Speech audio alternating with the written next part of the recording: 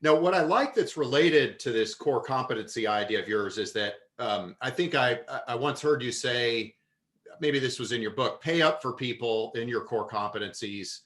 But if it's outside the core competency, their job, that is, hire culture fit and people who are cheap. Yeah. Uh, let's talk about that for a minute. I think that's interesting.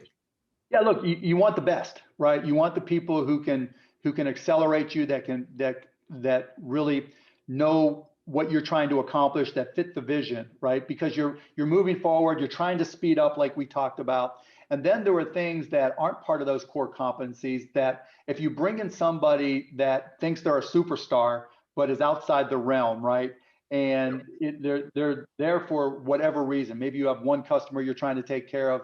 You don't want to necessarily pay for somebody because they're going to cause a lot of stress, right? Mm-hmm. They're going to have personal expectations. And so I guess maybe a better way to say it may be outside your core competency, you better make sure all their vision, this new employee's vision, aligns with your vision, which, is the culture fit, right? Yep. Because if they're there and they're just doing the job, because you still need 9 to 5ers, right? Yep. The way I always say it, you need people that if you tell them to do A, B, and C, they do A, B, and C perfectly, right? Those Mm-hmm. are stress reducers.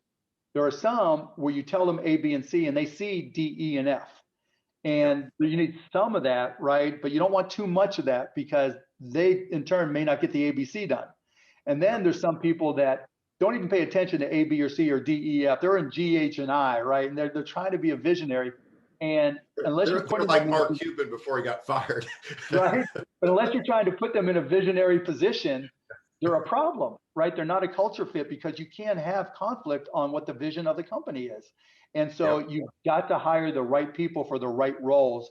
And when in doubt, if they're outside where you really need to have everything going, your core competency, get people who really are stress reducers that fit in the culture because they're going to help. They're going to be the glue guys. Like on a basketball team, you need the glue guys that know their role.